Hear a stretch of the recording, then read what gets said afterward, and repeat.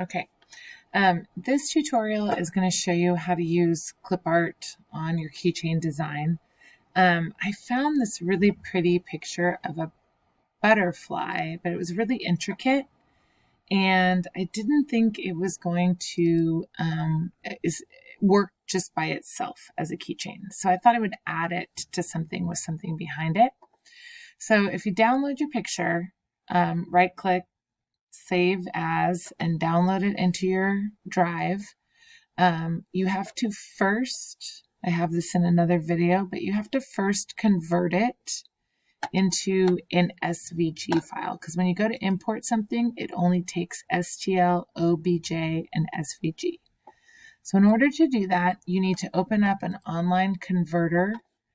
And so I just found this one, online-convert.com. And you come down to your target format and click on SVG. And now you can upload the file, choose files, and I'm going to find, I have it saved on my desktop, but yours will be in your drive, your Google Drive. And so I'm going to grab this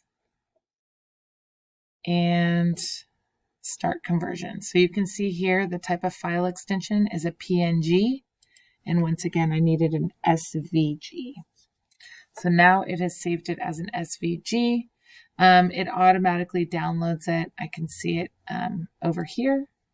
If I open that up, and it saves it automatically into my downloads as an SVG. So how do I put that in Tinkercad? Let me pull Tinkercad back open. Okay, so I'm going to choose a file, and that is stored into my downloads. Again, on you, it will be, let's see which one that is. I think it's Butterfly 2. Nope. Let's try that again. Import, choose a file, and I guess it's Butterfly 1. I've been doing a lot of butterflies today. Okay, and I click import. Just a little word about the scale. Sometimes these come in too big. Sometimes it'll tell you it won't work because it's too big. So you would just change the scale down to a smaller number, like 20%. And then when it comes in, it'll come in as something that'll fit.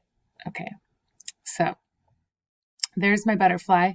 This actually might print out just like this, but I'm going to show you how to actually layer this onto another piece. So I'm going to make, oh, I forgot to change this, edit grid. I've got to go back and make it inches because that's what I'm comfortable working with.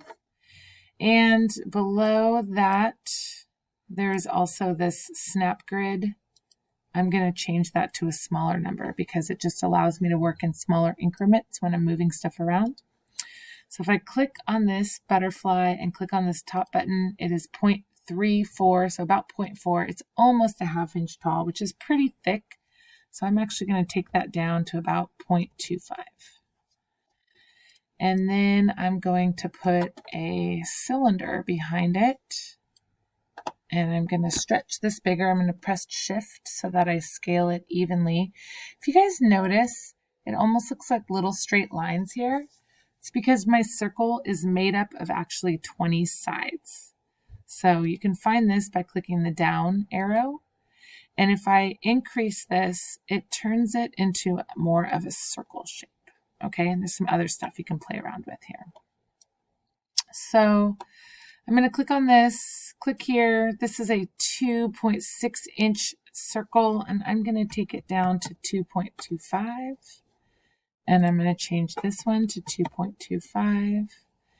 And then I'm going to shrink my height down to like 0.15. Now I can add that to my butterfly, and my butterfly will be on top of it. And I actually think it's sort of cool that the butterfly hangs off a little bit, so I'm going to leave it like that. But I'm going to make sure I align these two together. So I'm going to click the circle, shift, click the butterfly, choose my align tool, and I'll align them up in the middle this way, and I'll align them up in the middle this way. And then I actually might drop this down just a little bit. Okay. So I kind of like how that's going to just stick up a little bit outside of that. If I wanted to add my name or something else here, I could. I can add a little ring on there using maybe the tube. So I'm going to stick that in here. And I'm going to make it the same height as the circle.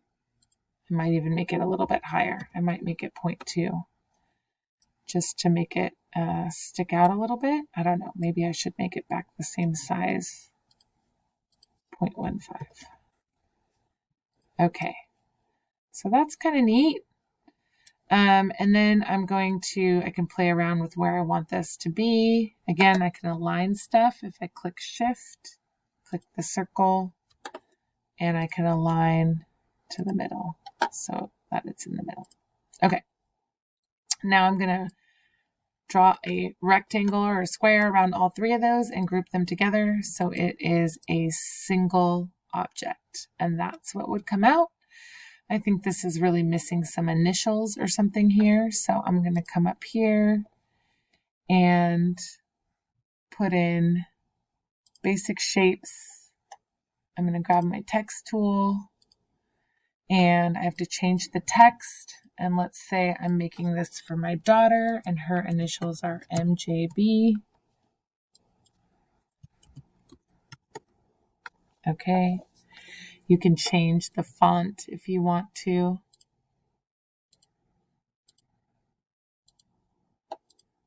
I kind of like that one. I'm going to size it down, press Shift so that it kind of moves at the same time. Ooh, you can see I accidentally made it too high.